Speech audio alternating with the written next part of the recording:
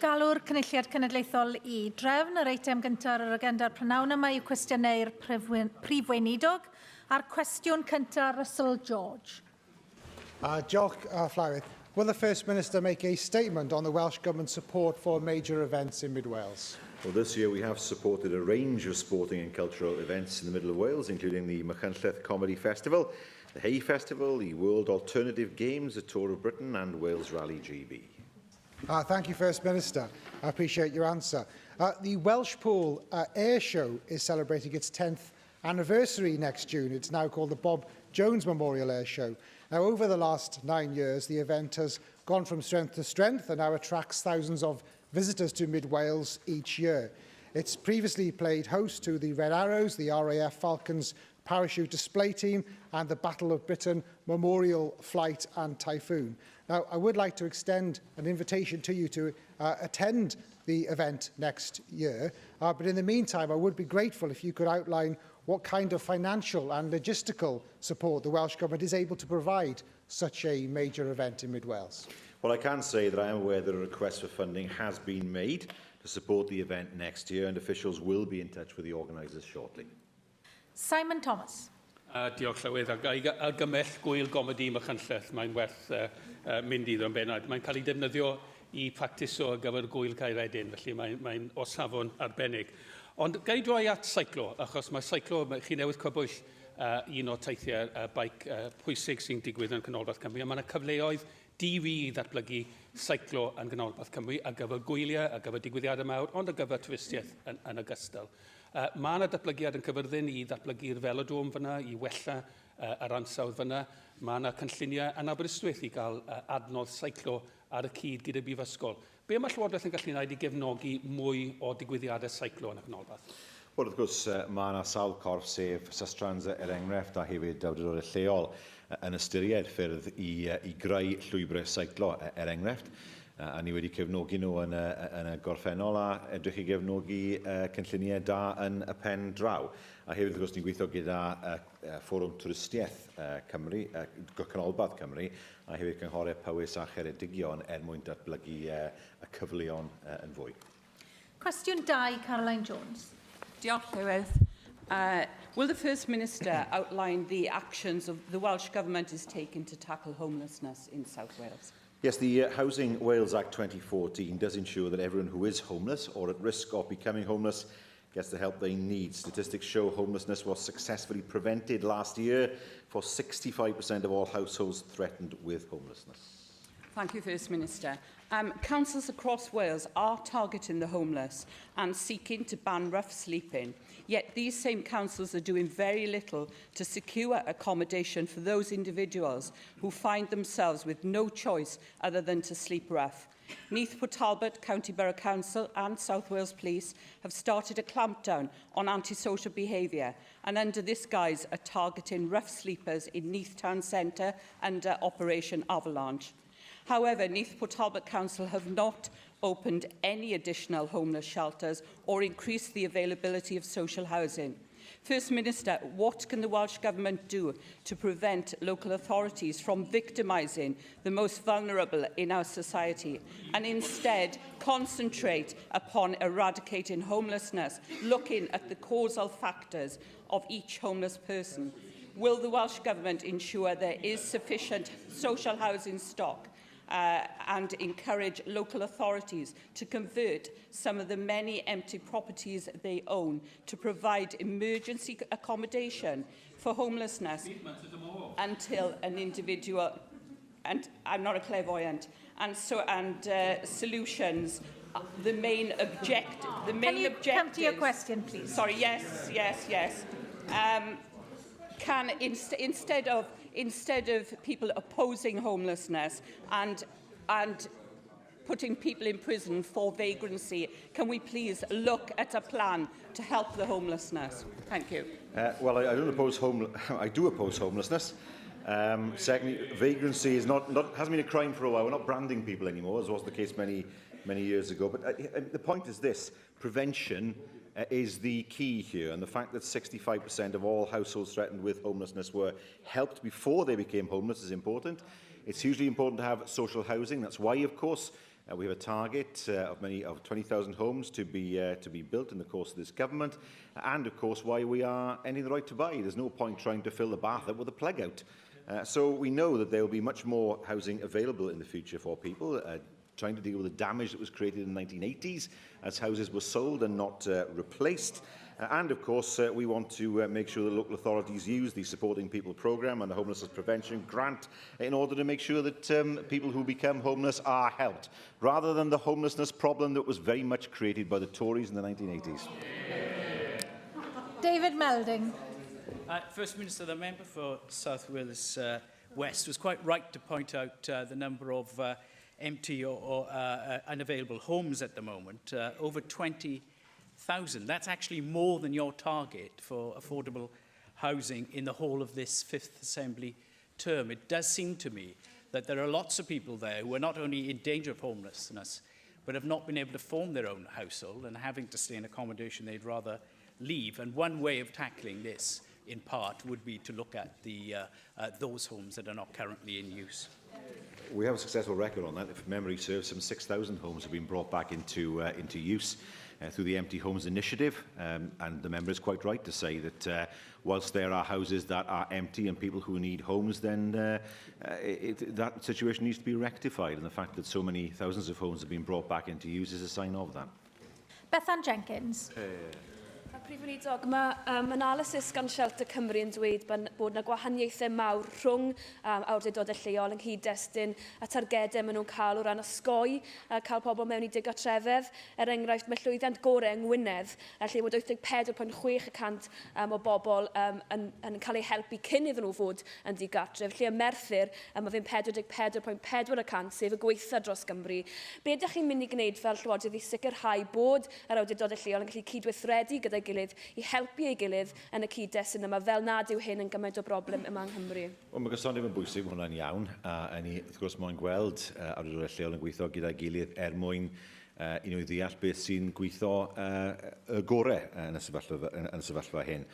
Ond os dim amhauaeth bod y deddfwriaeth wedi gwneud gwahaniaeth mawr ynglyn â sicrhau bod yna lai o bobl yn wynebu digartrefedd a sicrhau bod nhw ddim yn sefyllfa lle maen nhw'n colli to dros eu pennau yn y tro gyntaf.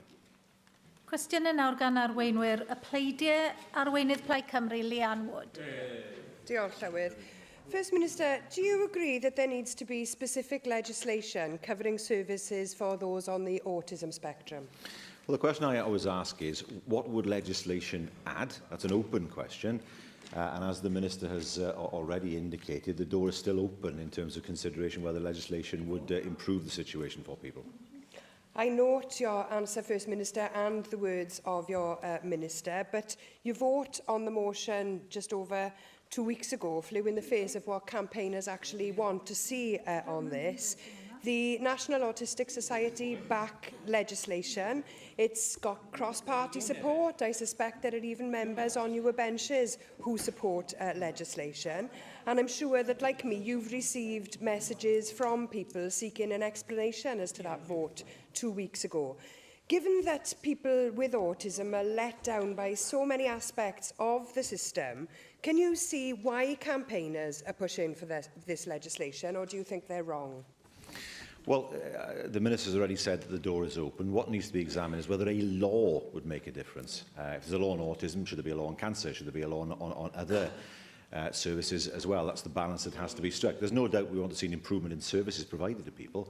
I know full well how difficult it is for people who are coping with relatives who have autism, and we want to see those services improve, which is why we've taken steps to do that. What we have to examine is whether a law would actually assist in improving those services. And that's an open question. Well, given that the campaigners are pushing for a law and that funding follows legislation and that your Minister has said that the door is open to this, will you now commit to changing your mind and supporting an autism bill should a new motion appear before this Assembly? Well, we need to consider further what a law would add, as I've said. I take the point about services improving. Money doesn't necessarily follow the law. England will, I think it offers plenty of examples of where that hasn't happened. So what we want to see is an improvement in services. That's true. but further work needs to be done in order to examine whether a law would make the difference that campaigners would hope and expect. Arweinydd y Ceidwadwyr Cymreig, Andrew R.T. Davies. Thank you, Presiding Officer. First Minister, there are challenges across the whole of the United Kingdom in recruiting and retaining teachers in any education system. Sadly, the figures here in Wales for new recruits into the profession are pretty damning, to be honest with you. After 5 years in the profession, there's been an increase of 50% of teachers giving up the profession and walking away. And there's been a 16% increase in teachers retiring before retirement. What confidence can we have that your new government will be able to arrest these figures and actually turn those figures around so that teachers, when they've trained and when they're in the profession, stay within the profession to make the improvements we all want to see in education? Well, the devolution of teachers' pay and conditions offers us a great opportunity to work with the profession in order to provide a comprehensive package of terms and conditions and pay. It's exactly what the Scots have done, and it's exactly what we need to do in Wales, and get away from the idea that somehow government and the profession has to be in conflict. I don't see it that way, and I think the opportunity of devolving terms and conditions is one that presents us with a chance to provide the right package for teachers in Wales. First Minister, obviously the Westminster Government announced that amendment to the Wales Bill yesterday, and it is for you to map out exactly how you will use those new powers as the government when they arrive here. The unions have obviously cast their verdict on that already. But if you look at actually people looking to go into the training to become a teacher, in this year alone there's been a 9% decline in applications to become teachers, and that is a 36% decline over the last 10 years of people actually putting themselves forward to begin the training to become a teacher. So you're going to get the powers in this Assembly on teachers' terms and conditions. What exactly are you going to do with them to change these figures? Well, not follow what the government in London is doing, because clearly it isn't working in terms of recruiting and paying conditions. We want to make sure we have a tailor-made package for teachers in Wales, both in terms of training and in terms of the way that they develop in their profession. We've noted the approach that was taken in Scotland, and that is an approach that we will examine along with others to make sure that the package is one that is ever more attractive to teachers, because it's quite clear that when it comes to teachers' pay and conditions, what exists now is not working for them. I hope that you will, over the weeks and months ahead, now be able to put some real meat on the bone of exactly what your government will do over teachers' pay and conditions with the new responsibilities. And I don't hold the Cabinet Secretary for Education to account for the department at the moment, but Dr. Philip Dixon, in fairness, passed a view over the weekend around the capacity within the Department of Education. And it's a fair observation coming from someone who has been on both sides of the fence, if you like, as a senior representative for the ATL union, and I believe has worked in government as well over the time and worked in the field of politics. So he has cast a doubt over the capacity within the department. And as I said, I don't cast the assertion on the current Cabinet Secretary, because in fairness, she has only just come into the role, and I'm sure she's making her own assessments. But it's a fair observation to understand exactly, do you have the confidence in the department to drive forward the changes that are required in light of observations that are increasingly becoming louder and louder as we get closer to the PISA review, that ultimately will benchmark your achievements as First Minister and the Labour Party's achievements in education over devolution on the international scale? I would be cautious about using the view of somebody who's clearly disgruntled, who has just written a book and wants to sell it, and is therefore making statements in order to sell that book. So I don't accept what Dr. Philip Dixon is saying. I don't think that the department is in any kind of any kind of problem.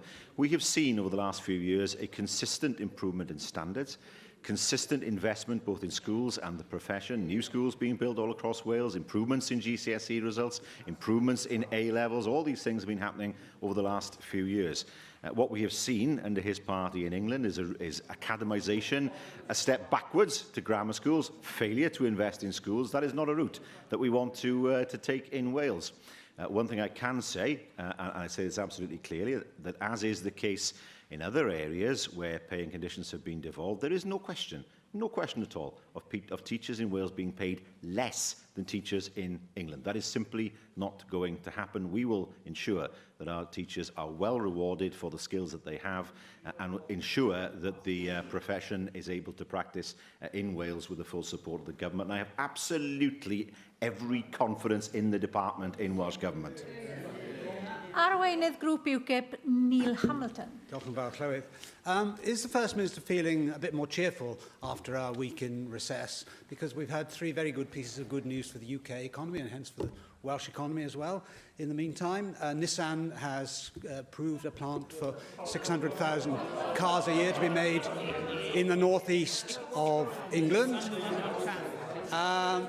The French insurance giant AXA has, after having put on ice its building of its tallest tower in the City of London, has decided to go ahead with it. And in the 3 months of September, the UK growth figures were positive, 0.5% growth, compared with the negative forecasts of 6 months ago by the Treasury and the OBR. So doesn't this show actually that post-Brexit, Wales and the UK has vast opportunities for improving the health, well-being of the whole population of this country? Well, Brexit hasn't happened yet. As the leader of UKIP knows, the increase in the economy was driven almost entirely by service industries and not by manufacturing, and driven almost entirely by the slide in the pound, which is not a factor that we can rely on in the long term. I mean, as far as Nissan is concerned, I mean, anybody would welcome the announcement made by Nissan. What is curious is we have no idea what exactly was said to Nissan. I suspect that the UK government revealed part of its negotiating strategy to Nissan, but won't do that to the UK Parliament. I do not believe for 1 second that Nissan were persuaded to invest in Sunderland on the vague promise that the UK government would try not to have tariffs imposed on the automotive sector. Now, I agree, I don't want to see tariffs imposed on the automotive sector, but what about steel? What about aerospace? What about every other sector in the Welsh economy that's important? That's been ignored so far. And it shows a troubling piecemeal approach to this, rather than there being an overarching strategy. And I'll tell you, it contradicted directly what the Prime Minister said to me last Monday. I asked her directly to rule out any deal, any trade deal with the EU that included tariffs. She wouldn't do it. She wouldn't do it. A few days later, all of a sudden, tariffs are ruled out for the automotive sector. It's a complete and utter shambles. Well, it's not surprising that the Prime Minister is not going to reveal her negotiating strategy with the First Minister of the Welsh Government, who is a member of another party. But it's not for me. It is not for me to speak for Theresa May. But what this does show, does it not, is that Brexit offers an opportunity as well as a challenge, and that if we approach the negotiations in the spirit of optimism and positivity, then we're likely to achieve a great deal more. The trouble with the First Minister is that he's a moaning Minnie. He only sees the problems. He doesn't see the opportunities. As regards steel and the other industrial sectors, there's absolutely no reason whatsoever to think that our industries can't be more competitive than those across the Channel, particularly because not being part of the Eurozone gives us a more competitive currency. Arguing that we can be competitive with tariffs, I can tell you we can't. We export 30% of the steel that we produce. There's no way that we can be competitive with tariffs. Automotive cannot be competitive with tariffs. Aerospace, Airbus cannot be competitive with tariffs. Now, he's heard me say several times that, to me, if there is a deal on the table that doesn't include tariffs, that's immensely helpful. Immensely helpful. But I have to say to him, I don't expect the Prime Minister to reveal her negotiating strategy because I don't believe she has one. I said this to her and I said, look, at the very least, give us an idea of what your general principles are. Don't know. Why? Because they cannot agree with each other. If you speak to David Davis, the answer you get every single time is, it'll be fine.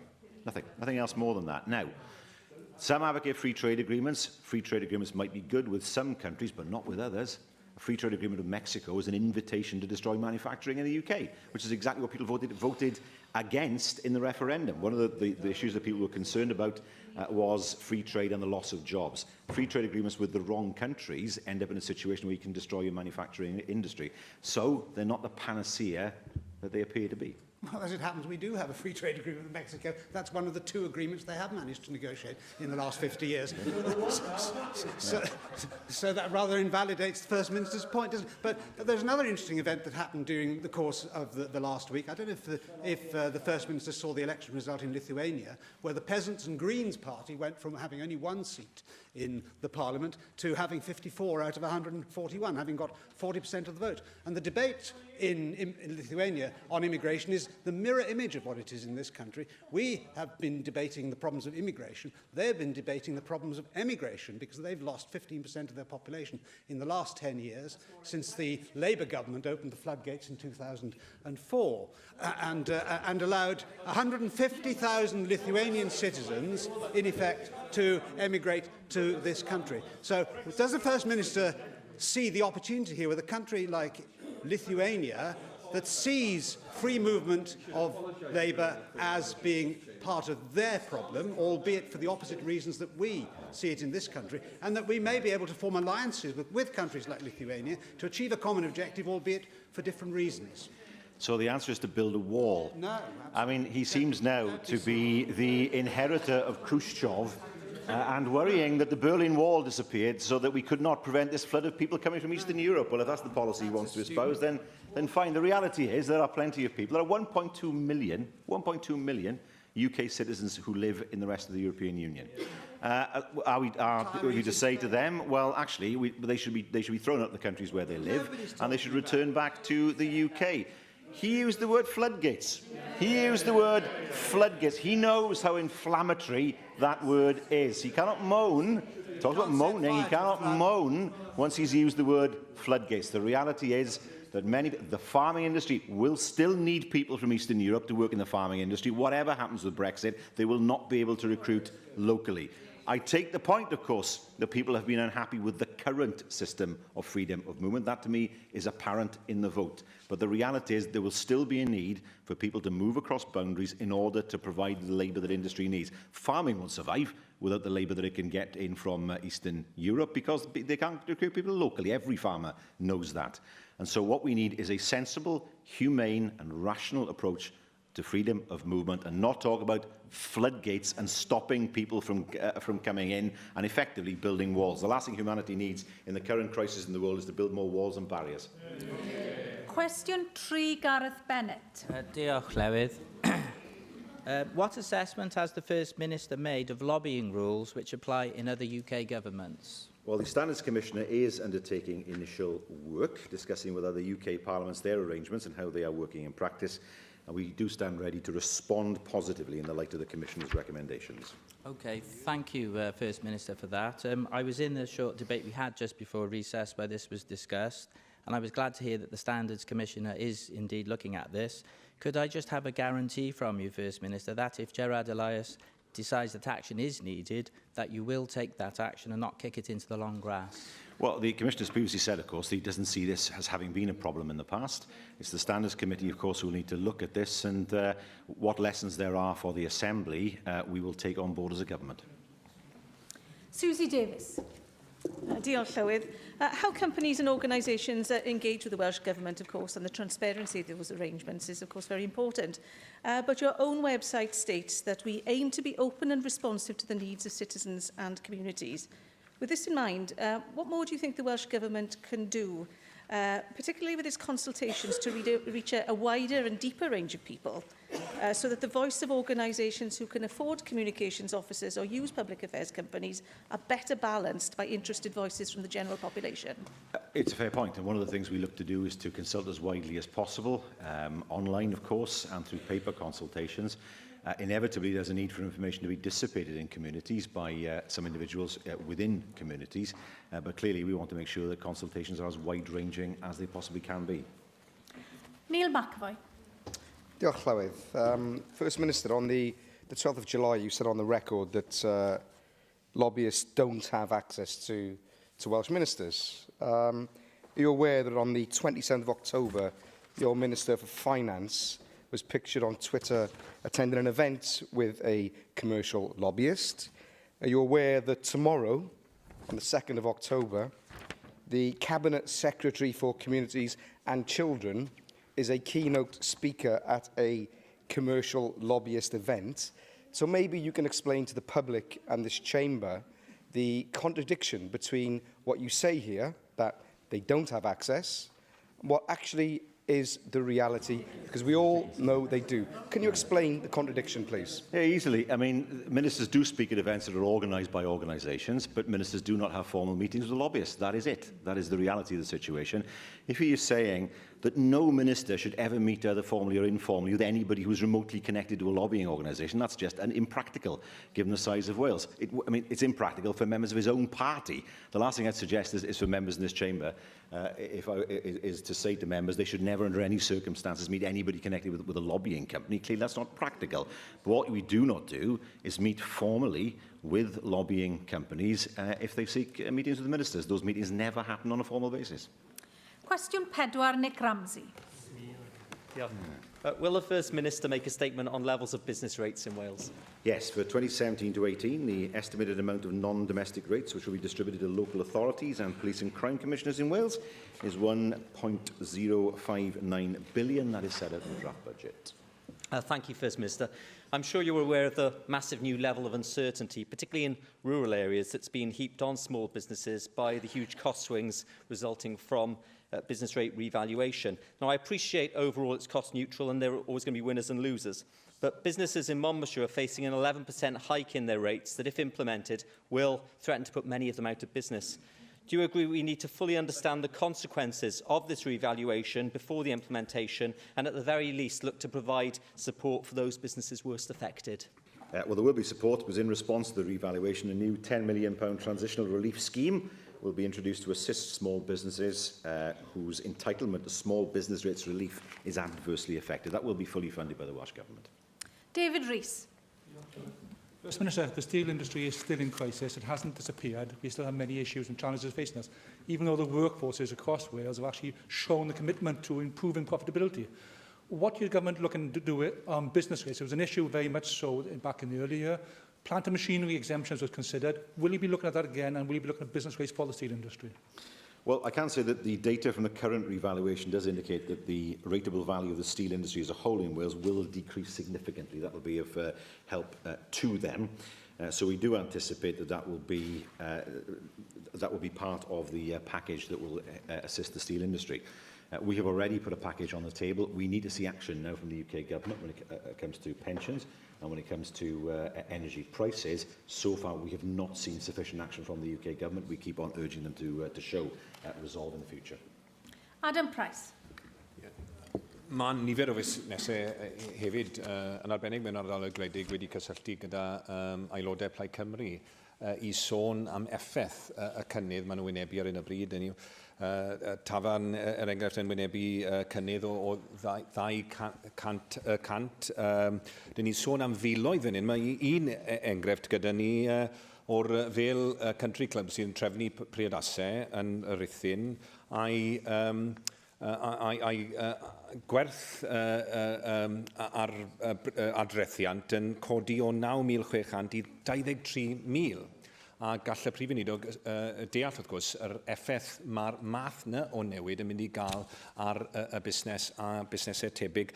Odyw e'n gyfle falle i edrych ar y swm mae wedi sôn amdano sydd wedi neilltuo ar gyfer help dros dro i sicrhau bod ni ddim yn gweld y cynnydd syfrdanol yma i ambell i fusnes sy'n mewn sefyllfa ymylol mwyn sicrhau bod nhw ddim yn cau oherwydd y cynnydd mewn adreth i busnes. Wy'n deall y pwynt wrth gwrs, ond ni'n hyderus bod y cynllun ni wedi sôn amdano yn barod mynd i helpu llawer o fusnesau sydd wedi gweld cynnydd yn y swm nhw'n talu. Rhaid cofio, wrth gwrs, i'n fwy o fusnesau. Tro diwetha gaethon nhw trwyddo'r broses hyn, ond nôl yn 2008, lle oedd pethau yn yr economi llawn yn well, wrth gwrs, yn hanesyddol, a bydd yr lefel o dreth bydd yn retalu wedi bod yn uchelach. Ni wedi gweld hwn yn barod y diwydiant dir, wrth gwrs, dwi'n meddwl bod pob busnes yn yr un sefyllfa, ond o achos y ffaith bod ni wedi nabod y ffaith bod rhai busnesau yn mynd i weld cynnydd, dyma pam felly mae'r cynllun dros dro wedi cael ei ddod i mewn i le. Vicky Howells. Diolch, Llywydd.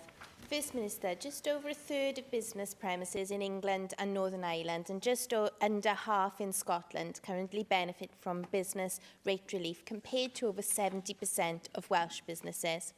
I look forward to the publication of the Welsh Government's permanent rate relief scheme for small businesses, but will the Welsh Government make sure that this is still the most generous rate relief package within the UK? So we will look to provide, and on top of that, we want to provide certainty for a scheme that's always been temporary, despite that it's been renewed for a number of years, but we need to make sure that certainty is there for businesses so they can plan going forward. Question 5, Jane Bryant. Will the First Minister make a statement on the Welsh Government's powers in relation to the regulation of fireworks? Well, fireworks are regulated by a range of legislation, including health and safety, consumer protection, product safety and explosives regulation, which are generally not devolved. It is questionable as to whether we have the ability to change the legislation at this moment in time.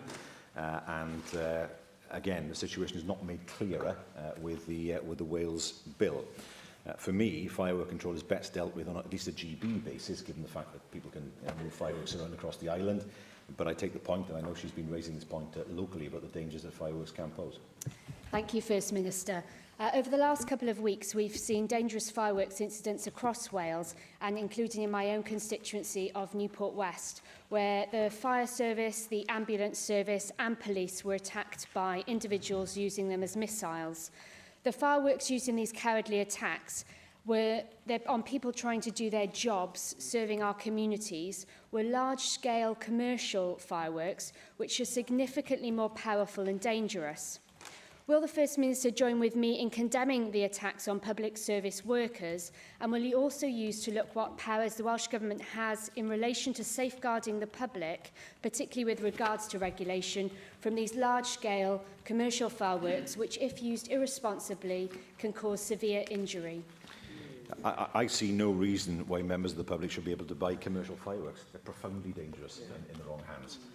People are not used to fireworks of a certain power in terms of how far back they've got to stand. You can't just light them with a taper. They have to be lit with an electronic charge. So I think there are still questions as to how well regulated fireworks are.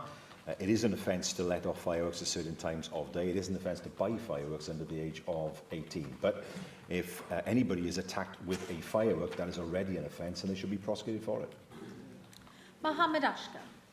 Presiding Officer, I am sure our whole Assembly will unite in condemning the mindless stupidity of those involved in attacking the emergency services with fireworks in Newport.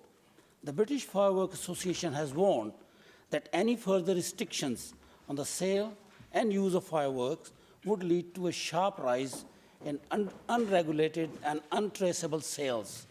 Fire chiefs have already warned that more restriction would lead to an increase in illegal imports. Does the First Minister agree that any proposal to restrict the sales of fireworks should only be actioned following the widest consultation with the industries and other stakeholders in Wales? Look, I do believe that if you're under 18, you shouldn't be able to buy fireworks. I think, if I remember rightly, fireworks are categorised. Category 4 fireworks can only be used by professionals. I think there needs to be an investigation into whether some fireworks sit in the right categories. So rather than look at implementing a more widespread ban on the use of all fireworks, I think there is a case for looking at the power of some fireworks and as to whether they should in fact be available to members of the public, or are they best left in the hands of professionals. Question 6, Neil McAvoy. Will the First Minister make a statement on ensuring ministers' diaries are available for the public to scrutinise? We are currently undertaking a review to ascertain the best method of publishing details of ministerial meetings and diaries. Just wonder whether the First Minister would accept a tip off me, basically go into Outlook and press print. Is the First Minister aware of the quite dreadful impression that his government ministers are giving the public of Wales, that they feel that they don't have to declare who they're meeting with and for what purpose? It's completely unacceptable that a freedom of information request has been put and has been refused. Will you ensure that the diaries are published?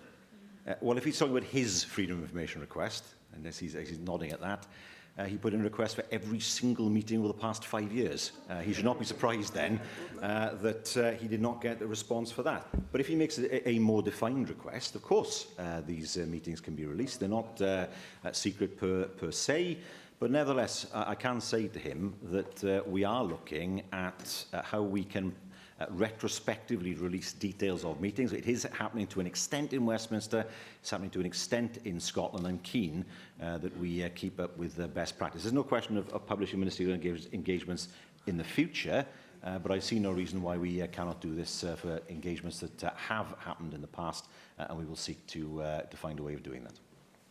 David Melding. First Minister, can I welcome the review? And I think it is important that you look at other jurisdictions, because we should attempt to follow best practice. And if that changes current methods, I think that just shows you that the government is doing the right thing and not acknowledging that past practice was in any way deficient. But standards do change, technology changes, what's possible changes, and I think we want to be, the best and not lagging. No, I agree with that, and as I say, the review is currently being undertaken to see how best that information can be released, so that it's clear who ministers are meeting, and that's something that I'm keen to progress with as soon as possible. Cwestiwn 7, Angela Burns. Diolch, Gareth. First Minister, will you make a statement on the Welsh Government's plans to support renewable energy production during the 5th Assembly? Well, renewable energy is an important part of the energy mix, and we need to support a prosperous and secure low-carbon Wales. Our ongoing support has delivered dividends for Wales so far, and my Cabinet colleague Leslie Griffiths will make a statement on our energy priorities next month.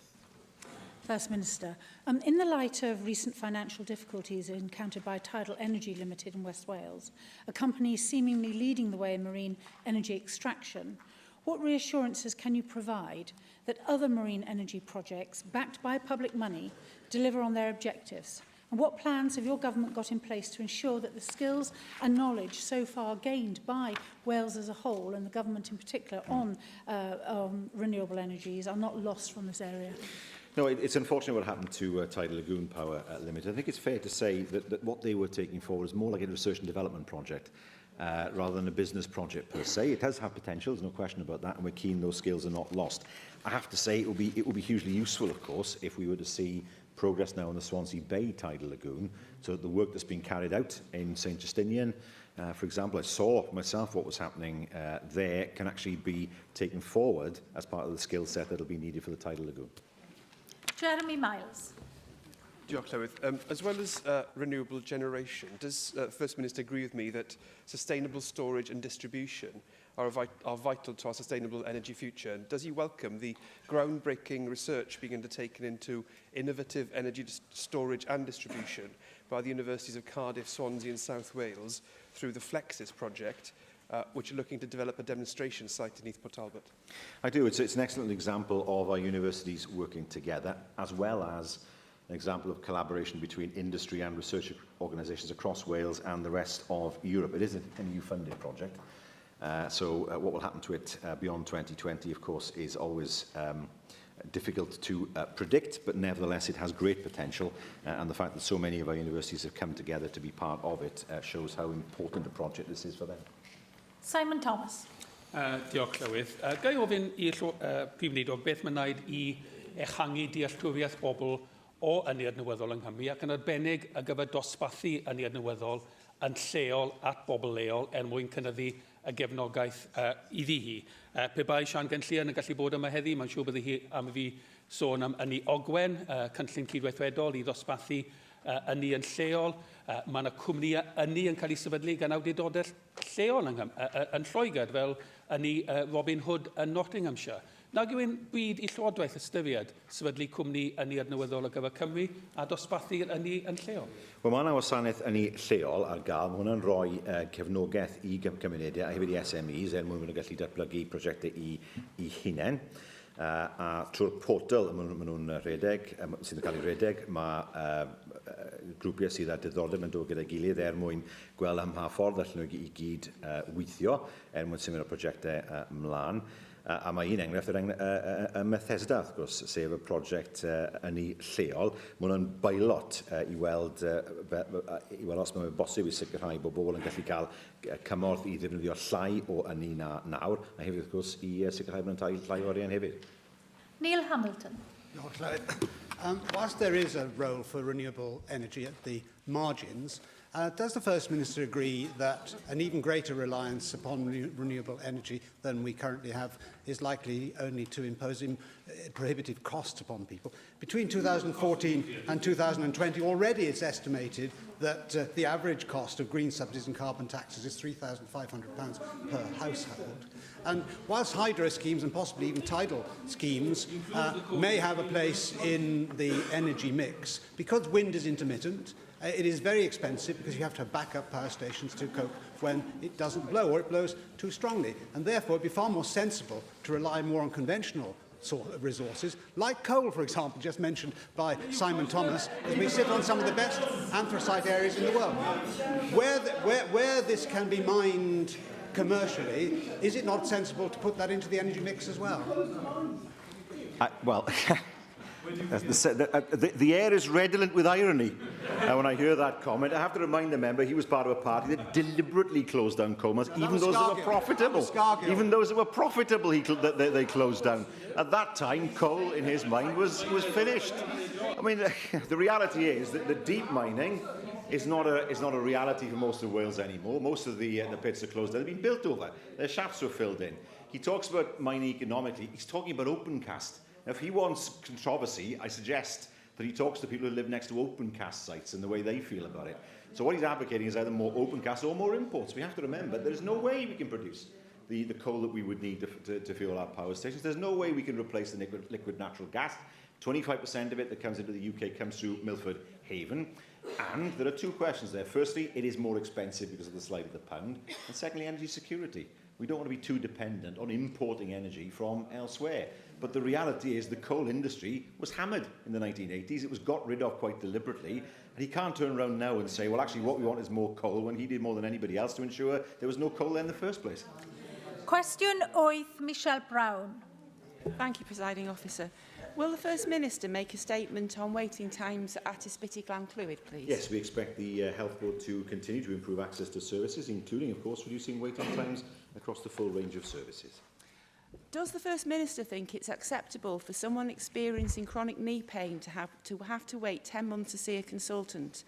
And what does the First Minister propose to do about it? Well, she was obviously referring to a constituent who's contacted her. It's difficult to comment on an individual case, but if the constituent wishes through her to refer the constituent's situation to me, I will, of course, look at it and write back to her. Mark Isherwood. Well, against the Welsh Government's target of 95%, the figures published last week for September show that just 72% of A&E patients were seen in 4 hours at Wrexham Mylor and 69.7% at Ysbyty Glan-Clwyd, with 919 people waiting more than 12 hours in the major A&E departments in North Wales. Having ignored warnings that the closure of minor injury units, the withdrawal of NHS community beds and the shrinking share of the NHS Wales budget going to GP surgeries would lead to this precise outcome, will you now listen, and how, to those concerns in order to address them and reduce this demand through those community-based prevention mechanisms? Well, this from a representative of the party of Jeremy Hunt. I can say to him that the latest published figures prove that the majority of patients, nearly 8 out of 10, are seen, treated, admitted or discharged very quickly and within 4 hours of their arrival, despite actually an increase in attendances involving the elderly with complex needs and high acuity and high dependent patients. Whilst the achievement of the achievement of the target has been difficult, that much is true. Nevertheless, we did see an improvement in the 4-hour target in September. Llyr Griffith. Brif Weinidog yn derbyn bod y gostyngiad yn nifer y gwlau yn y gogledd yn cyfrannu at trafferthion gyda amserau aros. I ni wedi gweld colli gwlau yn y Flint, yn Llangollen, yn Ymlaen y Ffestiniog. Mae yna dros 400 yn llai o weliau nawr yng Ngogledd Cymru o'i gymharu â 2010. Os bosib bod chi'n derbyn bod hynny yn cyfrannu at y trafferthion? Na, dwi'n gweld hynny. Os o ffaith ni'n siarad am gymunedau lle yna ddim adran argyfwng a damweiniau yn y lle cynta. So, ôl yn mynd i'r adran hynny mewn ambulance, felly yn yr ysbyty yna, yr ysbyty yna maen nhw'n mynd i fynd mewn ni, so felly na le bydd yr pwysau yn dod. Ond serch hynny, wrth gwrs, ni'n gweld bod mwy na 8 mas o 10 o bobl sydd yn mewn i'r adrannau argyfwng a damweiniau yn gadael y fewn 4 awr. Cwestiwn 9, Llyr Griffith. Diolch Llywydd. A wnaeth y Prif Weinidog ddatganiad ynghylch asesiadau effaith ieithyddol yn y maes cynllunio? Mae ffurflenni sy'n asesu'r effaith ar y iaith yn rhan anatod o'r arfaniadau canolydwyedd sy'n cyd-fynd â chynlluniau datblygu lleol. Falle bydd y hangen hefyd yn achos ceisiadau cynllunio ar gyfer sefleoedd ar hap mewn ardaloedd sy'n arbennig o sensitif yn amgylcheddol fel yn nodir yn y cynllun datblygu. Diolch i chi am eich ateb, a chi'n berffaith iawn. Maen nhw yn allweddol fel rhan o'r broses. Yng ngofid i serch hynny yw ansawdd rhai o'r asesiadau impact ieithyddol yma. Maen nhw'n cael ei gynhyrchu yn aml iawn heb i plismona yn iawn, allai bwyntio at enghreifftiau lle mae yna dystiolaeth amheus dros ben yn cael ei gyflwyno fel rhan o asesiadau yma, ac wrth gwrs mae'r rheini wedyn jyst yn cael ei derbyn yn aml iawn gan awdurdodau cynllunio, a mae yna benderfyniadau yn cael ei gwneud ar sail beth fydden ni'n ddadlau yw tystiolaeth wallus. Felly beth mae'r Llywodraeth yn wneud i sicrhau bod asesiadau yn cael eu heddlu a bod yr asesiadau hynny yn rai o ansawdd sydd yn gosod cynsail teg ar gyfer penderfyniadau? O'r gyntaf, wrth gwrs, os mae'r asesiadau yn rhan o'r cynllun datblygu, felly mae'r arolygydd gallu negu barn a sicrhau bod y cynllun yn iawn ynglyn â'r iaith. Yn ail, wrth gwrs, os mae yna unrhyw broblem yn codi gyda asesiad lle bydd y cyngor yn derbyn yr asesiad, gwalla sydd yn yr asesiad, mae yna gyfle, wrth gwrs, i weinidogion i ystyried a dilyn cais i gael ei alw mewn i'r Llywodraeth. Paul Davies. Diolch, Llywydd. Yn ei llythyr i'r ymgynghoriad i fewn i tan 20 yn gynharach eleni, dywedodd Comisiynydd y Gymraeg fod hi'n bwysig bod awdurdodau lleol yn derbyn canllawiau clir i sicrhau fod yna gysondeb ar draws Cymru pan ddaw hi asesiadau ieithyddol y maes cynllunio. Gallwch chi felly cadarnhau heddi fod eich Llywodraeth chi yn golygu sicrhau fod yna ganllawiau clir yn mynd i gael ei gyhoeddi pan fyddwch chi yn wneud penderfyniad yn y maes yma? Wel, mae hynny'n iawn, achos mae'n holl bwysig i sicrhau bod yna gysondeb yn y system cynllunio. Yn gorffennol, oedd systemau gwahanol yn cael ei ddefnyddio gan rai awdurdodau lleol, a wrth ystyried tan 20, ni mwyn sicrhau bod y tan mor glir sy'n bosib. Diolch i'r Prif Weinidog.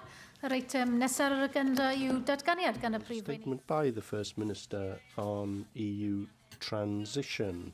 And I call on the First Minister, Carwyn Jones. Llywydd, wel, ar ôl... Thank you very much, Presiding Officer. Well, following the European referendum, I undertook to keep the Assembly informed of the developments and also to provide regular opportunities for the Assembly to comment and to debate within this chamber. Of the Joint Ministerial Committee last week, hosted by the Prime Minister in Downing Street. My Scottish and Northern Irish counterparts were, of course, also present, and I was accompanied by the Cabinet Secretary for Finance, Mark Drakeford. So, before I report on the JMC, it'll be useful to set out some context on related matters. We know from the Prime Minister's earlier statements that the UK Government intends to invoke Article 50, pressing the trigger on exit negotiations no later than the end of March next year. We also learned that the so-called Great Repeal Bill, which will in fact transfer EU law into domestic legislation at the point of the UK's exit from the European Union, will move forward, although there are questions as to how that works in the devolved context. The approach is broadly sensible, in my view, but again, there are complex issues, as I said, including the relationship of European law to devolved matters. Where European legislation falls within devolved competence, it will, of course, be for us in Wales to decide in due course which parts of European law we may wish to preserve or repeal. So, with our Cabinet Subcommittee on European Transition is meeting regularly and will report to the full Cabinet before Christmas. Beyond this, ministers are working across portfolios to take views and debate issues so that the Welsh Government is able ultimately to reflect a broad spread of opinion across the country. The Council for Economic Renewal, the Valleys Task Force, the HE Brexit working group, roundtables for stakeholders on environmental and agricultural issues are all examples of how government is stimulating debate and contributions on EU exit issues. As members know, our European Advisory Group is also contributing to medium and longer-term thinking about what sort of Wales we want to be outside the EU, and to plan for scenarios for different possible outcomes to the Brexit negotiations. That group brings together opinion from across the spectrum and a range of expertise and authority from civil society. I'm especially grateful to members of this group for giving their expertise freely and for the collaborative manner in which they are contributing to the Welsh national interest. So I return now to last week's Joint Ministerial Committee. This was the first meeting since the referendum of political leaders from all parts of the UK in the same room and at the same time. If anything, approaching a consensus UK position is possible, then it's through this forum where it has to be agreed. I've made clear my view that the UK government should seek such consensus and the endorsement of the Assembly and the other devolved administrations for its negotiation framework. So I set out our priorities for Wales, and these will be familiar to members here. I was clear that continued free and unfettered access to the single market is our absolute priority. We cannot agree to the imposition of tariffs or non-tariff barriers between the UK and our European neighbours. Any move in this direction would massively undermine the interests of Welsh exporting businesses and immediately impoverish the Welsh offer in the global competition for foreign direct investment.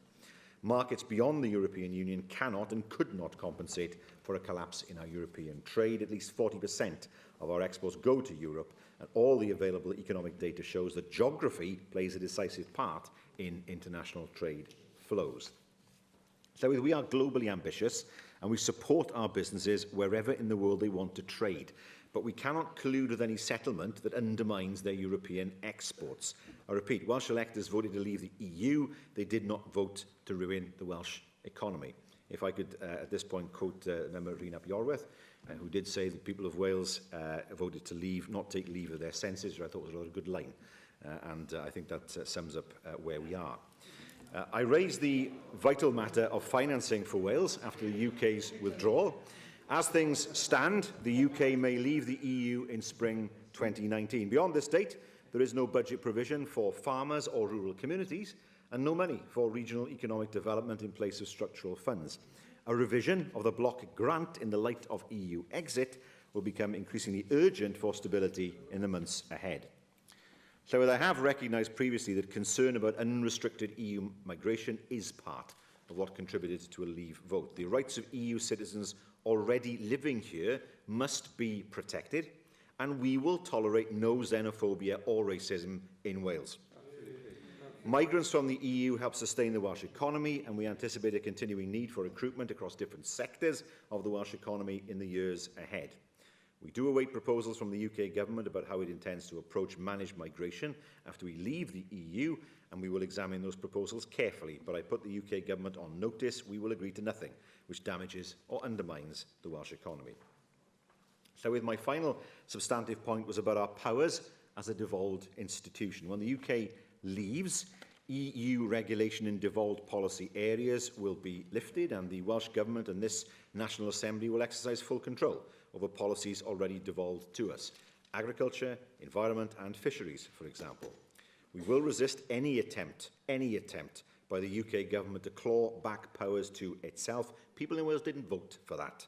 We accept that some issues will be best dealt with on a UK-wide basis, that's true, but this can only be done through intra-governmental agreement, through some pooling of sovereignty, not about imposition.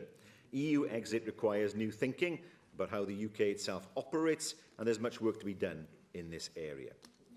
It is disappointing and damaging to confidence that the UK government has been unable so far to offer a coherent outline of its broad approach to EU negotiations. The excuses for not doing so are running thin, and the credibility of the UK is not helped by prevarication and, it must be said, confused and mixed messaging. So the UK government does need to get its act together.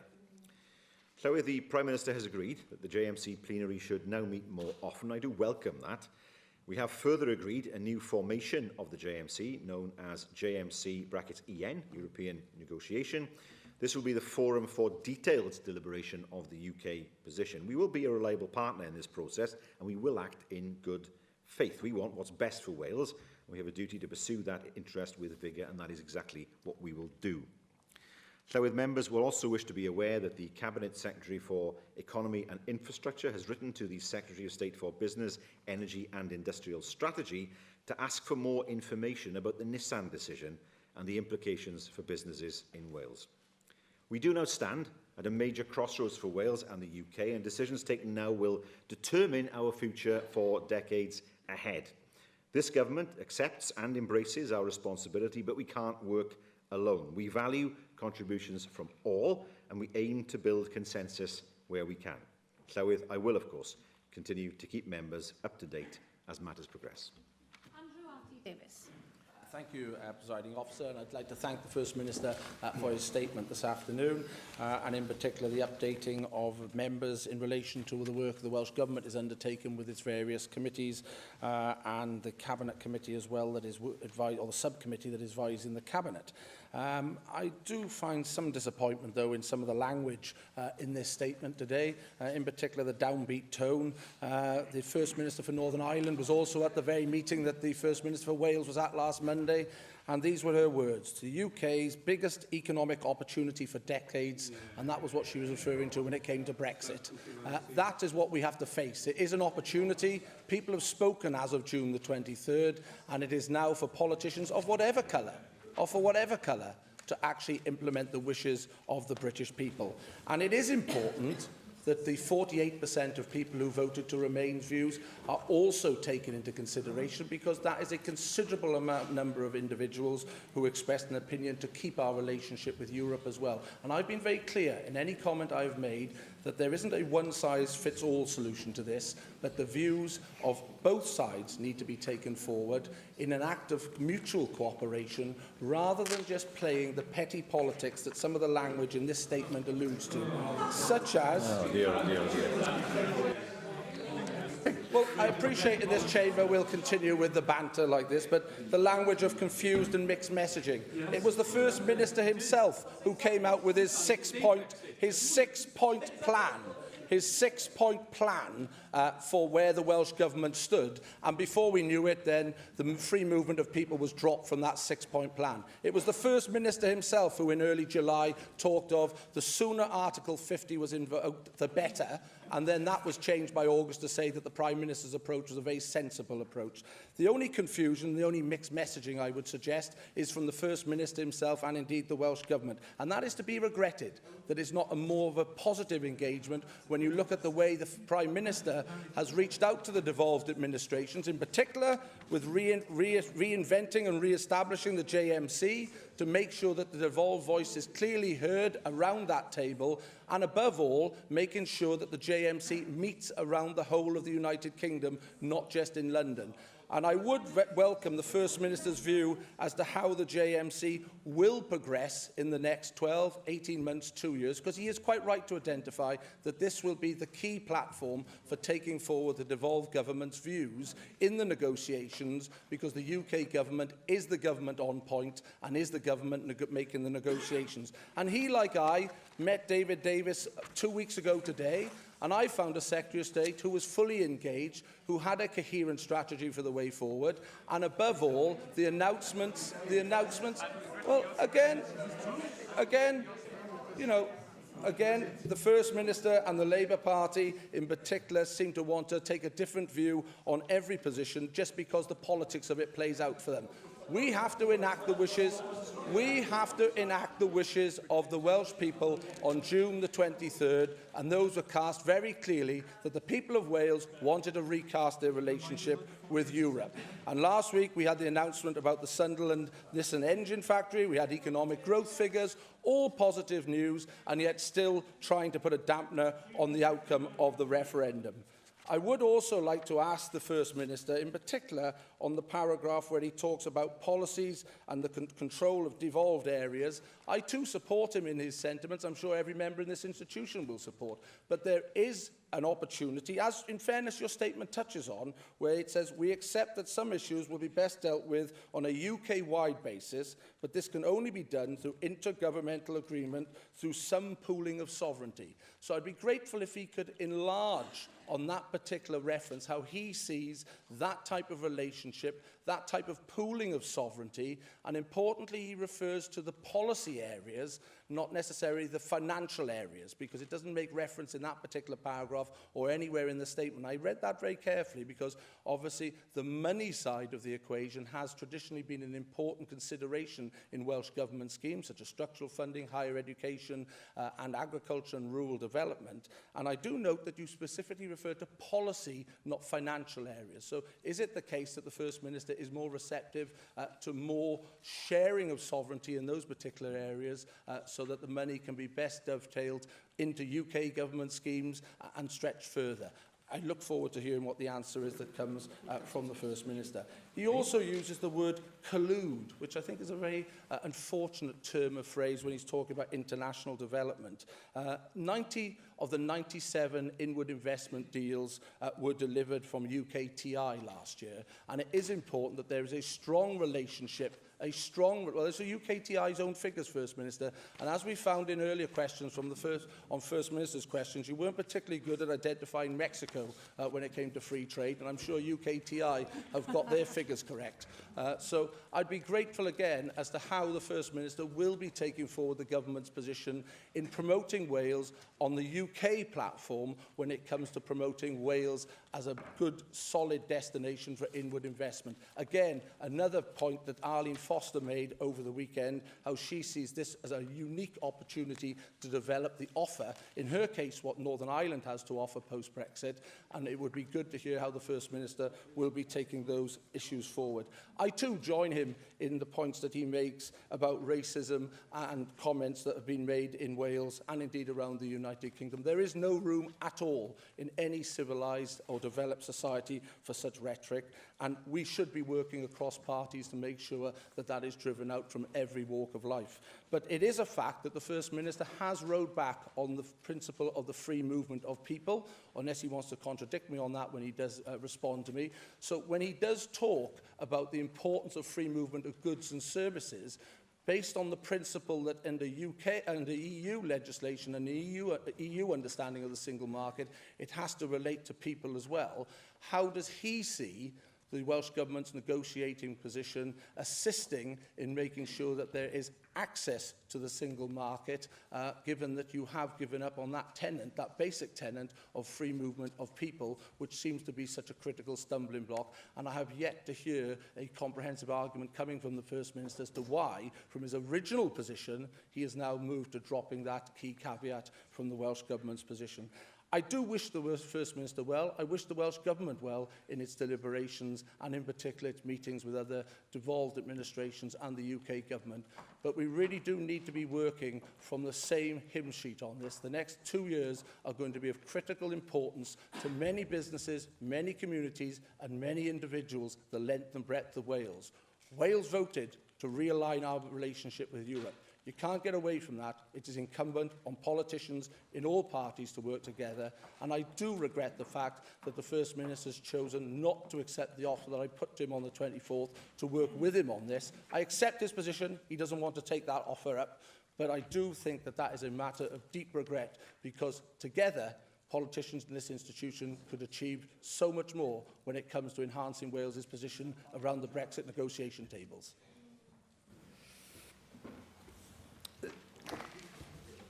Nobody raises the issue of the UK not leaving the EU except those people who are Brexiters. There's no question the UK not leaving the EU is going to happen. We know that. I mean, that argument has passed. That ship has sailed. It's a question now of working out how this happens. All we know is that the people of Wales voted to leave the EU. We know no detail beyond that. We don't really know what their position would be, for example, if there was a deal on the table that included some kind of partial free movement of people, as long as it involved access to the single market. We just don't know. So we're in a position of having to craft possibilities that are in the best interest of the people of Wales. The reality is, for me, tariff-free access to the single market is the single most important issue. That is the single most important issue. It is also right to say that involves accepting, at least in part, free movement of people. Well, if that is the case, then that has to be looked at, I'm afraid, because access to the single market is the most important issue. There are examples in other countries where there is a modification of the system of free movement. What we do know, what we can read into the result, I believe, in June, is that people weren't happy with the current system of freedom of movement. Beyond that, we don't know what their acceptance would be of any modification of that system. I put forward a 6-point plan in June. I still don't have a plan from the UK government. I still don't know what their plan is. I still don't know what their priorities are. I still don't know what the negotiating strategy is. Now, he met with David Davis. He may have said something different to him than he said to me, but every single question I put to David Davis was met with the answer, it'll be fine. It'll be fine. I said, what about the border between Northern Ireland and the Republic? It'll be fine. Well, it's not fine. And Arlene Foster has the great problem now of having a situation where she will have a border with a country with a different immigration policy that potentially is outside of the customs union as well. It is impossible not to have a hard border in those circumstances. And these are issues that so far have just been buried in the sand at UK level that will need to be resolved. I think the Prime Minister wants to have a sensible approach to this. I think she does. I think this is the reason why she took the view she did before the referendum. But there are others around her who don't. Liam Fox, Peter Lilly, these are people who have said what we need is a situation where service industries have access to other countries in order to allow their manufactured goods to come into the UK. That is a recipe to destroy UK manufacturing. And that is not what people voted for. For me, it's hugely important that we're in a position where we can access the European single market. That much is true, but I will not accept anything that would lead to manufacturing being undermined in Wales. He's talked of free trade agreements. We must tread carefully there. Does he want a free trade agreement with New Zealand? Because what that would mean, the end of the quotas and the tariffs on lamb, with a free flow of lamb into the UK. So we have to be very, very careful about what a free trade agreement actually means and examine very carefully what the details are, which is why it will take many, many years for free trade agreements to be negotiated. There's no way that free trade agreements will be negotiated within 2 years. It's impossible. The deal with Canada took 7 years just to negotiate. Then there's the question of agreement from the UK Parliament, from 2 regional parliaments in Belgium, member states, one of which has already said it will agree to nothing without co-sovereignty over Gibraltar. All these issues have to be resolved. None of this is easy. They have to be resolved, I know that, but to think that this is an easy option, that is far from the case. In terms of devolved areas, well, let me give you one example where it would make sense to have one coherent policy across GB, animal health. There's no sense in having 3 different systems of animal health across Great Britain. And the reality is that, to me, it makes sense to have an agreement between the 3 governments with a common system. That clearly makes sense. There may be an argument of having a common framework for agriculture so that there are no barriers erected within the UK to trade within the UK. That I can see as being something that would have merit. He talks about money. Under no circumstances would it be good for Welsh farming to see the current flow of money from Europe disappear into the Treasury. We get £260 million a year for farmers in Wales. We have a far greater share of the spend that Barnett would give us, far greater spend. So actually, we would be much, much worse off if we were to lose that share of the money. And the worry I have is that in 2020, we'll be told you can have the money Barnettised. We do that, it's a massive cut in Welsh farming, and we would not be able to keep the current subsidy system going. For me, what we need is a guarantee that the current share of funding will continue into the future. That's done, then that will resolve the situation. We have to make sure, of course, we don't end up in a situation where we have the powers, but not the money. And it's hugely important that, as we were told, that there will be a Brexit bonus, that is distributed fairly to the people of Wales. And in agriculture, that means not a Barnettised share. It actually means that the kind of share that we get now. He talks about UKTI. He is wrong about UKTI. We value the work that we do with UKTI. We have a good relationship with them. There is no conflict between us, but the major investment decisions that have come to Wales in the last few years have come through the sheer hard graft of ministers and indeed of officials. Aston Martin, where I was yesterday, being one example of that. That was done entirely by Welsh Government ministers. But we do work with UKTI. They have provided us with assistance in the past, and the relationship is good. And that's going to continue in the future. That needn't change. But we have to understand that there are many, many issues that need to be resolved in a very, very short space of time. We're talking here about 2.5 years to put in place a deal for the UK that will be of benefit to the UK. That is a hugely difficult task. at the very least, it needs the UK government to be able to be in a position to understand where it wants to go at this stage. If it's not at that stage yet, then how on earth would it be in a position to understand what the negotiations should look like over the 2-year period of those negotiations? Now, from my perspective, I'm not starting from the perspective of looking to be publicly critical of the UK government as it continues its negotiations. I would rather be in a position where we had an agreed way forward.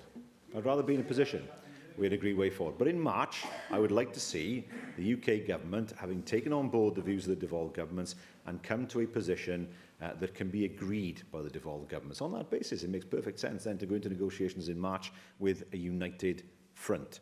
But that is the challenge for the UK government. It's no good the UK government saying this is what we're going to do and not look for the views of devolved governments or their agreement. If we're going to get this right for the UK, we need as much agreement as possible in order to make sure that over the next 2 years, we don't end up in a situation where we take a huge economic hit. Steffan Lewis. Diolch, Llywydd. I thank the First Minister for his statement today. He and I, of course, will disagree and will have differing views in terms of the need for a more urgent and more clear position on the part of the Welsh Government in relation to our withdrawal from the European Union. But I'd like to focus my questions to him on what has been secured in the recent JMC plenary meeting. In his statement, he mentioned the need to ensure, as far as possible, a UK-wide consensus. What is crucial in this respect is, of course, the appropriate mechanism for that to be achieved. He's mentioned that the JMC will have a new body, the JMC-EN. Can he inform us if the UK Secretary for exiting the European Union will be made accountable and answerable to that new JMC body, or will it be more of an advisory body for the civil service of the United Kingdom government? Is it that body's role to seek either a shared UK position that he talks about, or will there be an ability through that JMC body to secure bespoke Brexit arrangements for each constituent part of the United Kingdom? I wonder if he can give us a sense of whether that body is going to be the basis for the UK Brexit negotiating position. In his statement, he refers to the need for Wales's funding arrangements to be adjusted in order to mitigate and accommodate the fact that we'll be withdrawing from the European Union. Of course, we on the Plaid Cymru benches agree with that, but can he tell us whether this is already a feature of his government's negotiations with the British state on a new fiscal framework for Wales? Will that framework from the outset factor in the impact of Brexit, or will we need to renegotiate a new fiscal framework almost immediately on adopting the very first one? He mentions in his statement the issue of migration, and I welcome his comments relating to full condemnation of xenophobia and racism, and his message as well of welcome to EU citizens who live here now and who contribute to our country. And Plaid Cymru will join him in condemning any racism and xenophobia that occurs. Has he had any further thoughts on the wider implications of a new UK immigration policy on the Welsh economy and public services specifically? I'm asking in particular relation to the possibility of Wales or the Welsh Government having the ability to issue Welsh work permits so that where there are shortages in skills or expertise in either the public or private sectors, that his government will be able to issue permanent and temporary work permits so that we don't have a one-size-fits-all UK immigration system that might be to the detriment of Wales, but maybe perhaps, call me a cynic, to the benefit of somewhere such as the City of London. The First Minister has rightly highlighted the constitutional challenges that we have and that will emerge over the coming period. The European Repeal Bill, or as some refer to the Great Repeal Bill, will be one of those challenges, particularly in relation to matters that are currently devolved. I've asked him previously whether he envisages a need for a Welsh European Repeal Bill. I wonder if he can update us on whether or not he believes there will be a need at one point or another for a specific Welsh repeal bill, or even, dare I say, a Welsh continuation bill, so that there is clarity as far as it goes in terms of previous European legislation and previous ECJ judgments as they relate to matters that are devolved in Welsh law, as he has referred to in his statement. I welcome his very clear messages in terms of the Constitution, that there will be no tolerance on the part of the Welsh Government if it comes to attempted power grabs from the British state on matters that devolved. And Plaid Cymru, of course, supports a very sensible approach for collaboration between the governments of these islands when it comes to matters where cooperation is essential on agriculture, farming and the environment, for example. Can he therefore take us a step further and share perhaps a vision for how he thinks that can be accommodated once we've left the European Union? Does he, for example, believe that the JMC EN should turn into, on our withdrawal from the European Union, into a UK Council of Ministers that is permanent in standing, that shares civil servants among all the devolved governments and the central government, so that there is a continuous intergovernmental structure that can accommodate the differing needs of the United Kingdom and can facilitate cooperation, rather than the rather ad hoc and, I would argue, unacceptable way that we conduct intergovernmental relations at the moment. Finally, he mentions the Nissan announcement. Did the Prime Minister have the courtesy to provide the First Minister and the other heads of government with any sort of heads up in the JMC meeting that the Nissan announcement was imminent?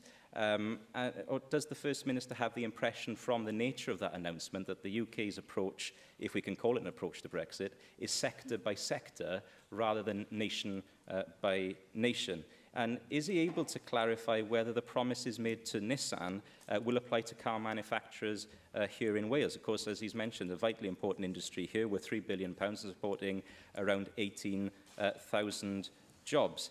And finally, Llywydd, did he call the UK government's new Brexit hotline, perhaps to ask some of these questions? And if so, does he feel that his call was important to them?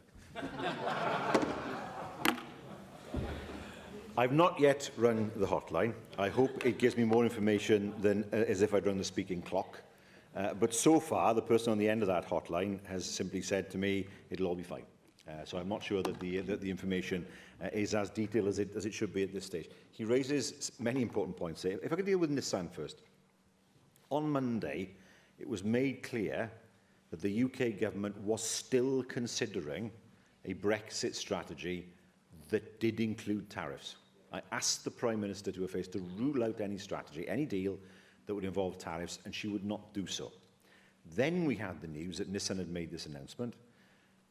Then we had the news that the UK government was looking to use, well, let me describe it, its best endeavours to secure tariff-free access for the automotive industry. I couldn't disagree with that.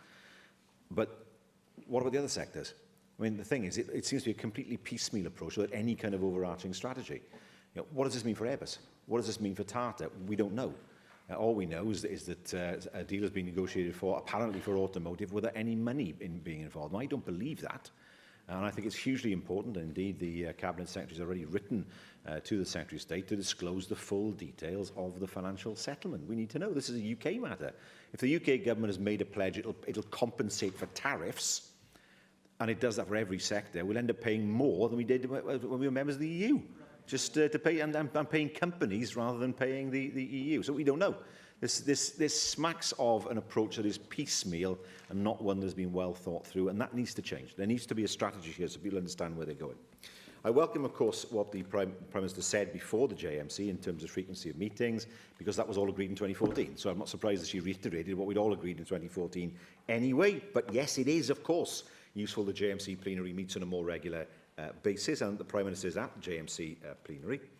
He makes the point about a putative Council of Ministers. That is essential, in my view, because we will need to have a mechanism where we can get agreement across the nations of the UK when it comes to looking to develop common frameworks. There is a precedent for this, because when I was Agriculture Secretary back in 2000, 2001, we used to meet every month and agree the UK line at the Council of Ministers. That was seen as quite normal. So this has happened in the past. There's no reason why this shouldn't happen in the future. On the JMC European negotiation, it's not an advisory body. It was made very, very clear. This is not a body that is there for the UK government to tell us what it is going to do without us having the ability to put our own view forward and making sure we get an agreed way forward. So it isn't a sounding board. And it isn't a notice board of any kind. It is meant to be a proper forum for deciding the way forward. In terms of the fiscal framework, everything is being looked at the moment as part of the fiscal framework. But ultimately, of course, we know that there are still issues such as Barnett that don't favour Wales. We know there are unanswered questions in terms of what happens after 2020, and we don't have answers to those questions yet. He's raised the interesting point about Welsh work permits. He's raised it before with me. I think an issue that needs to be looked at carefully and an issue that I have some interest in to see how that would work at a UK level. I don't share the view, if I'm honest, that it's possible to have different arrangements for different constituent nations in the UK in terms of their relationship with the EU. I don't see how that would work. If, for example, Scotland had a different form of access to the single market, that would inevitably mean different levels of customs and a border. And I think it's very difficult to have a member state with different arrangements within a member state, especially when that member state has has countries that are attached to each other. It's easier if you're Greenland. It's not as easy if you're England, Scotland and Wales. And what I want to see is a good deal for the whole of the UK and particularly, of course, a good deal for Wales. I share his concern, and I made this point to the Prime Minister, that I don't want to see the interests of the City of London being seen as paramount and more important than the interests of any other sector. We see on the hard right of the Conservative Party, and it came from Peter Lilly, it's come from Liam Fox, it's come from Patrick Minford, that what we need is for service industries to have access to other markets, but manufacturing isn't important. I don't agree with that view. I'm sorry, and I don't think those people who voted for Brexit thought they were voting to see manufacturing industry disappear from Wales or the rest of the UK. In terms of the repeal bill, my understanding is that it will look to deal with the situation in Wales, Scotland and Northern Ireland simply to entrench current EU law in the respective nations. It would entirely be a matter for this Assembly then to decide which of those laws it wishes to keep or not. There would be nothing, to my mind, of course, to stop the Assembly if it wanted to actually implement directives of the Commission, even if we were outside the Commission, if it was felt that that would be helpful for business. You know, these are all issues that will need to be explored. But again, the alleged Great Repeal Bill can't be used as a mechanism for removing the powers of this Assembly and the people of Wales. That is not what the people of Wales voted for in 2 referendums. There are many questions I can't answer because I don't have answers from the UK government, but it's absolutely clear to me that the development of those answers has to happen soon. Once we have, I've outlined what our position is as a government. We need the UK government to do the same so that we can see where they are coming from. But this piecemeal approach of approaching, first of all, a company with a deal, then a sector with a deal, that's not going to work. It's absolutely crucial we have a coherent approach that benefits all and all those people who live in the constituent nations of the UK. Neil Hammond. Why is the First Minister still talking the language of Armageddon? Oh, this statement refers to a collapse in European trade being a possibility.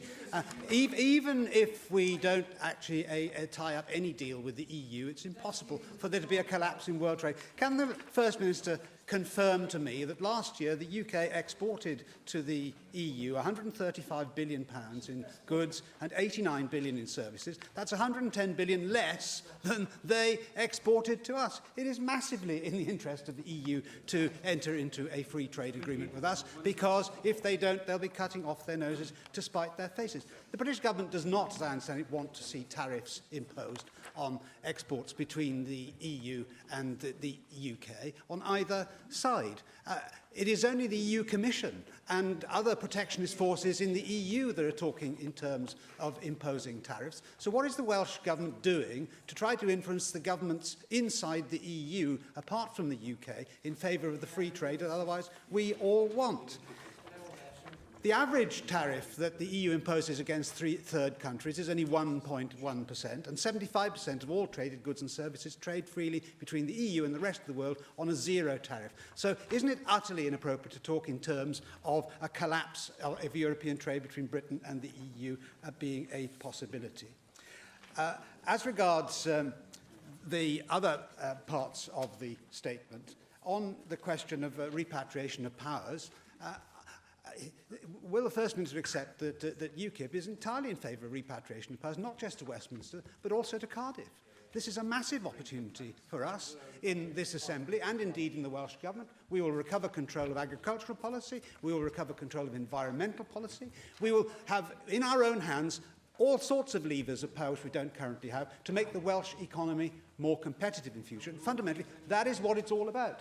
It's the opportunity to trade competitively not just with the EU but also the rest of the world, which is, after all, 85% of the global economy. I've read the minutes of the European Advisory Group meeting on the 28th of September, and it's very interesting to look at who is actually on this committee. There's one person, as far as I can see, out of about 24 who's got any practical business experience, and that's Kevin Crofton. The others are all very worthy people, but they're academics or policy wonks or politicians, superannuated or otherwise.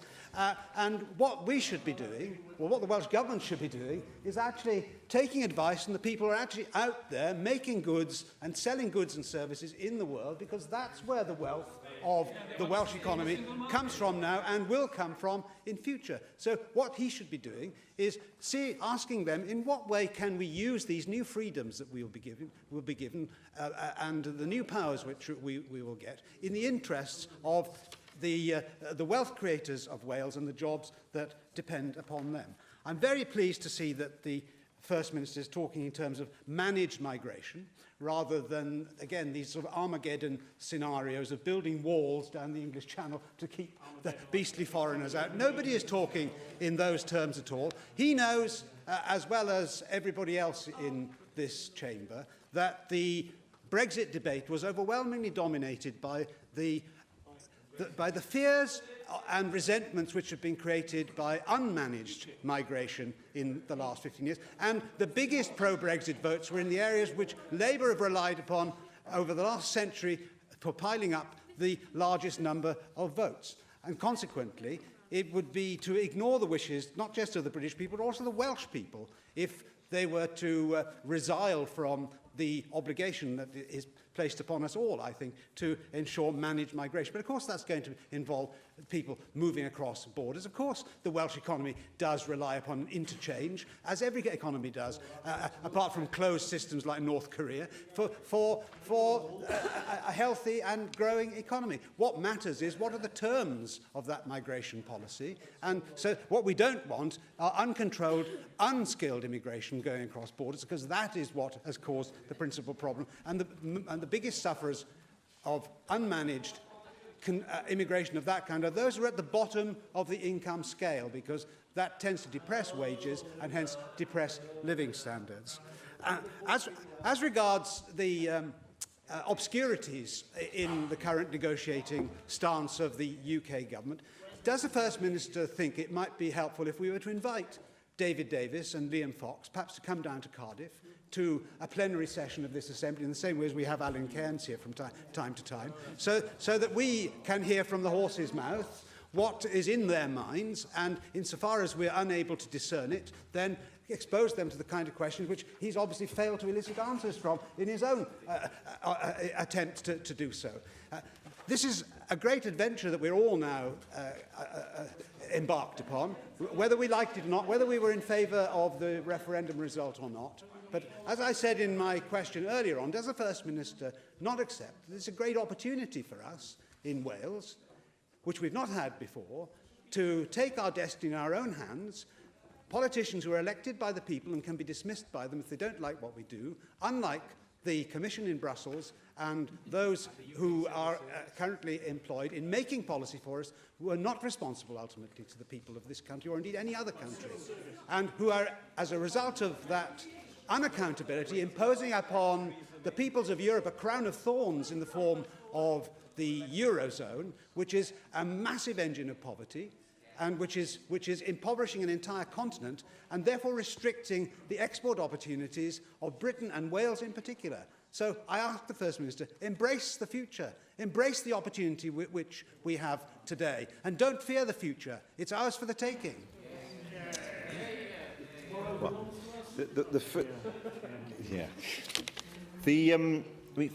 again, I mean, we seem to be re-arguing the referendum in June. There's no point re-arguing that. That is clear, and the result is clear in terms of what the direction is. But I do think we need a dose of reality here. If we had a free trade agreement with the US, nobody would want to jeopardise it. Nobody would be here saying what we want is to be in a situation where there might be barriers in place in trade between us and the US. The EU is a much, much, much bigger market. It is bigger than America and Russia combined.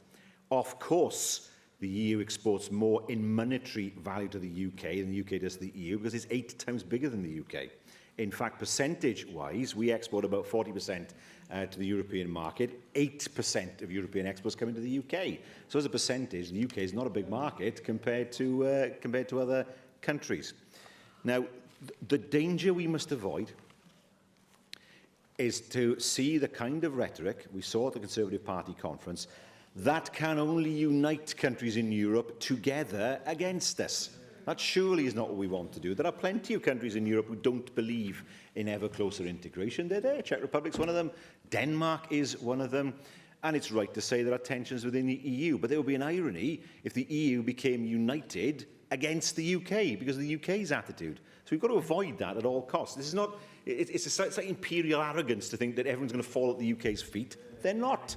The UK is not a big trading bloc. It isn't the EU, it isn't America, it isn't Russia, it isn't India. It has to box clever when it comes to being able to sell its goods. In terms of powers, I mean, he was always making a case for independence of Wales at one point, I thought. I know his party's taken a long journey, but I didn't think that the journey had been quite that long. We want to make sure that we get the right kind of advice as far as the future is concerned.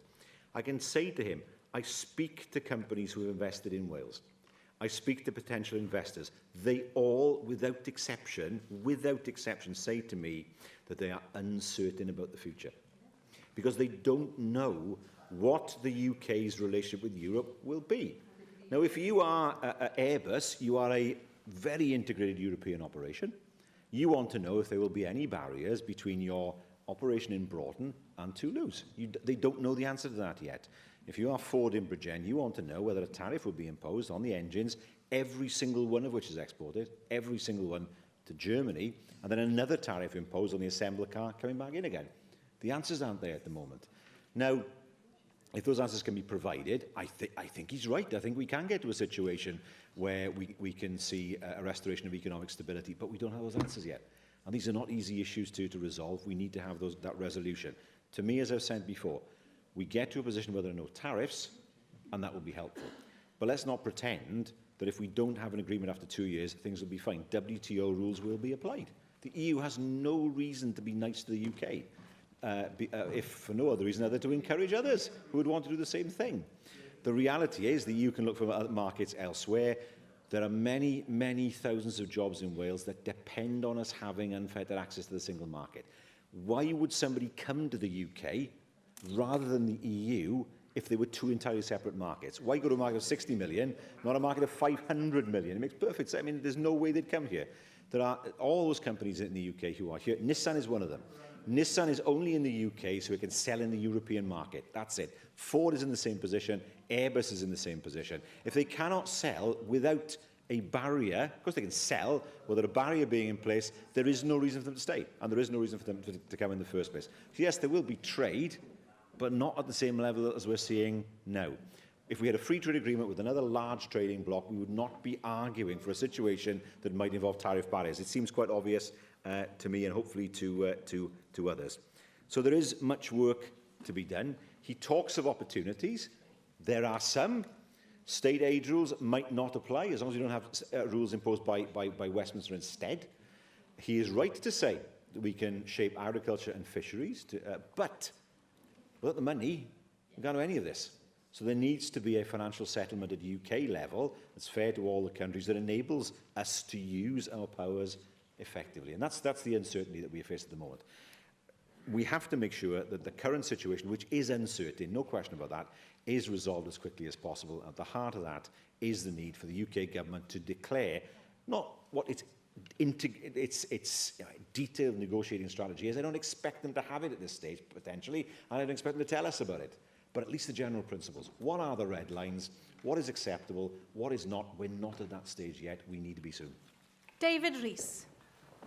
And I appreciate the conscious at times I'll be quick and brief. First Minister, thank you for your statement. I very much appreciate the update we've received in the agency, and I look forward to scrutinising you next week when you come to the External Affairs Legislative Committee on this particular issue. I think it's important to highlight that manufacturing is not the price we're going to pay at the expense of, for the financial sector in the south east of England. It will be devastating to my constituency and my constituents, as you already know, the issue of steel and other aspects. So I won't go any further on that point. But in relation to the Great Repeal Bill, and I agree with Stephen Lewis, the Great Bill is sometimes perhaps the wrong term. It's a propaganda, as he highlighted yesterday. The Scottish Parliament External Affairs Committee actually received a report from Professor Sinead Douglas Scott on the possibility of a Continuation Act, which put into place a possibility, if we didn't get the transfer of laws to this Assembly, of ensuring that the reaffirmation of the European laws come to here and we put into place in our laws. Now, it's possible to be repealed by the UK government, but it sets a statement if we find in that the Great Repeal Act actually does try to claw back information. Will you look at this opportunity to see that if the clawback is there, we have an alternative which places this institution at the heart of EU areas of devolved responsibility? I think it's important that we do look at that. Can you also highlight the question as to what discussions you're having with other devolved administrations in relation to actually have the representations to EU states and other EU partner bodies to ensure that our voice is heard in Europe? It is important that we can influence people in Europe to ensure that they listen to our concerns as well. So when they negotiate on the behalf of the EU, they understand the position of the Welsh people, particularly here in Wales. I think that's an important aspect. And in relation to the Repeal Act, have you had this chance to start looking at the possible implications following the Wales Bill? Because clearly the Wales Bill will have a different perspective now, because we'll have reserved powers in this situation. We're already concerned about some of those issues and what impact that may have upon that to affect the Constitution. And I'd also look at, have you had discussions? Because clearly from your statement, UK governments all over the place, they haven't got any detail at all. Have you had any discussions in relation to issues like procurement and the rules? State aid, for example, will be, I'm assuming, will be WTO state aid rules if we leave the EU without any consideration. So we still be applying state aid rules. Have you had discussions with other devolved nations as to how we will use that as a sort of collective to approach the important situations across the UK? Because our needs are different to Scotland. Scotland needs are different to the north of England. It's important we get a collective view upon that. No, I agree with that. I mean, the voice that isn't heard here, of course, is the voice of the English regions. They don't have a voice. London has a mayor. The reality is, if you want to talk to the northeast of England or the southwest of England, there is no one to talk to in reality. And for them, of course, they're in a position of having no real voice in these discussions, which is a matter that I regret. At the heart of this, of course, is a fundamental disagreement as to what happens when powers come from Brussels onto these shores. Our argument is, and I think it's the right argument, that they never go to Westminster. They just bypass Westminster, they come straight to us. In Westminster, they seem to take a different approach, that somehow they come to Westminster and then they will, in some way, pass those powers on. That's just simply wrong. That's not what the devolutionary settlement actually shows. So there is a fundamental disagreement there at the moment. I think it's right to say that Scotland's in a different position. Scotland is publicly looking at another independence referendum. That's a matter for the Scottish Government. Northern Ireland has very, very different views. The First Minister and Deputy First Minister have different views on the future of Northern Ireland and its relationship with the EU. So getting an agreed way forward in Northern Ireland is much trickier than it is elsewhere on these islands. But the Wales Bill, of course, is by creating a reserve powers model, again, it makes it, to my mind, easier to facilitate that flow of powers from Brussels straight to here, rather than those powers resting in Westminster and Westminster deciding then whether those powers should be passed on. And that is one of the major that's the great advantage to me of the reserve powers model, because you're not in a position where you're having to argue constantly that a power should be conferred on you. In fact, the power will be transferred unless it's specifically reserved. Now, at one point, the leader of the Conservatives was saying at one point he seemed to be suggesting that somehow the powers of this place should be curtailed, despite the fact we've had two referendums, one on the establishment of this place and secondly on having primary lawmaking powers. Those referendums probably didn't count in his mind. He's been quiet since then, but I regret what he said at that point. The reality is that the people of Wales have voted to leave the EU at no point where they asked the question, did they want to see powers leave Wales and go somewhere else? And the UK government must remember that this is not to be an exercise in trying to centralise power in London, because that is of no use to anybody, given the fact that they claim that power was centralised in Brussels. So these are questions that will need to be resolved over the course of the next few months. But on the Great Repeal Bill, that has been presented simply as a bill that will enshrine current EU law in the different nations, which is sensible, because nobody wants to see laws disappear by accident, and then it will be for the different legislatures to decide what approach they will take to each and every regulation and law as a result of that. If that's all it is, then I can see the sense in it. But we must be careful to make sure that it doesn't go further than the way it's been presented. Ac yn ola, Lina. And finally, Ninette Morgan. I wonder if the First Minister would agree that whilst some in this chamber may be able to interpret the EU negotiations as a great adventure, others who perhaps don't live in huge houses in the middle of Wiltshire may find that the massive increase that we're already seeing in the cost of petrol, that the increase we're seeing in the cost of food is already impacting on the poorest members of our society. And does the First Minister not agree that, in fact, that the EU project is not just an economic project, that actually it's a political project as well, and therefore, that the negotiations won't just be about whether they want to do a trade deal with us, it's about a political negotiation and belief in a project, and therefore they may actually not want to sign deals that even may be in their economic interest, because they want to preserve a political project. And therefore, our power to negotiate is perhaps not as great as some in this chamber may believe. Well, I think it's a strong point to make that you know, it is not the case that it's going to be easy to get agreement from 30 different bodies to a deal. It's just not going to happen. Spain has Spain has got the UK over a barrel when it comes to Gibraltar. It's seen its opportunity, and it will argue for co-sovereignty. That's one country that has to be persuaded amongst 27 different countries, 2 regional parliaments, and 2 institutions. We know that there are other countries who just don't see the UK as important in terms of their trade. Some countries will, Germany will, and that's probably fair to say. Other countries won't see the UK as important at all. And persuading them that somehow they should sign up to a deal that they will see as favouring the UK unreasonably is going to be a major challenge. As I say, I think we should not kid ourselves that people think the UK is owed a living by other countries. That's not the way they see it. Not the way they see it. This is not the 19th century. We have to be realistic and get the best deal that we can for the UK, given the fact that the EU is 8 times our size. And we have to make sure we get the best deal when dealing with a much larger organisation. But in terms of, another point I think it's worth making, in terms of the complexity of all this. You know, if you look at it, actually, in some ways, it's more complex to see the UK leave the EU than it would have been for Scotland to become independent. Because at least in those circumstances, Scotland and the rest of the UK would still have been part of the EU. Actually, there will be no trade negotiations as part of that process, but actually there will be trade negotiations as part of this process. So this is how complicated this is. In some ways, it's more complicated than Scottish independence. And you know, it's a point that I have to say to members. We must not think this is easy. We must not think the world owes us a living. We can't be arrogant over this more than anything else. But we have to make it work. We have to make it work. And I think all members in this chamber understand that.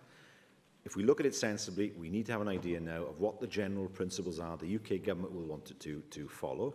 It won't be good enough for the UK government just to turn up and say, this is what we're going to do like an Olympic. I will not be silent publicly if that happens, but I don't want to start from a position of looking to undermine the UK government's position. But the UK government cannot expect to demand the support of the devolved administrations without consulting the devolved administrations properly.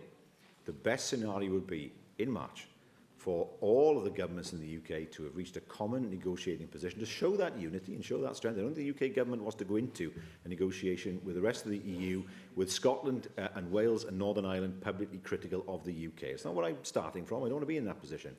But hugely important then that we get to a point where the UK government produces its hand, as we have done, as Scotland has done, as Northern Ireland has done, so that we can make a success of the next 2 years. Diolch i'r Prif Weinidog. I thank the First Minister. I have accepted 4 urgent